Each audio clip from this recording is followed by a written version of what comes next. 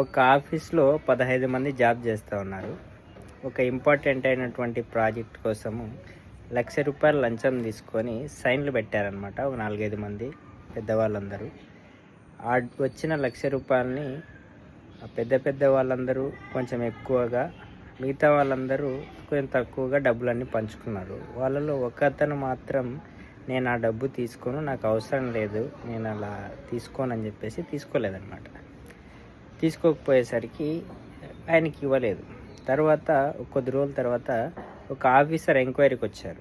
అంటే ఆ ఆఫీస్లో వర్క్ చేసేవాళ్ళు ఎవరు నీట్గా వర్క్ చేస్తున్నారు, ఎవరు నీట్గా వర్క్ చేయడం లేదని ఎంక్వైరీ చేయడానికి వచ్చినప్పుడు ఎవరు మీద కంప్లైంట్లు ఎక్కువ పోయాయంటే లంచం తీసుకోకుండా ఉండే అతని మీదనే కంప్లైంట్లు ఎక్కువ పోయాయి. కారణం ఏమంటే అందరూ లంచం తీసుకున్నారు కాబట్టి లంచం తీసుకున్న వాడిని దోషిగా చేస్తే అతను వేరే చోటుకి ట్రాన్స్ఫర్ అయిపోవడము లేకుంటే ఇంకోటి జరుగుతుంది, వీళ్ళు హ్యాపీగా ఉండొచ్చు. ప్రస్తుత సమాజంలో ఇదే జరుగుతూ ఉంది.